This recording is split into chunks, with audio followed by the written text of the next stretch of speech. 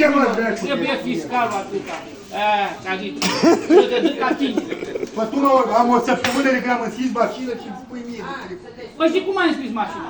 Am Ai luat făcut ce- de la vânzare, cumpărare cu tine și aia au fost. Mi-a dat și pe alăluia că n-a vrut să o înscrie dacă nu. Care te-au luat, mă? El a luat mașina din Cluj. Așa. Și eu am luat-o la Bistița, Năsăuci. Și am avut și contractul ăla între el și ăla de la Cluj. Că nu vrea poliția să spune. Păi și tu, fiscalul de unde a fost ultimul De la fiscal? Baia La Mare. ultimul. De la ultimul, de la Baia Așa. Mare. Așa. Dar mi-a dat și mi-a cerut și contractul între ăla Dar și nu-ți ăla. trebuie ale lor. Nu-ți trebuie. Bă, mă. băiete, Da, mă, bă, ce tot vorbi. Bă, mașina când se plimbă... Să te duci tu să-mi scrii mașină fără Bă, ascultă-mă la mine. Mie Ascultă mi-a aici. dat decât unul al lui. Atât. Da.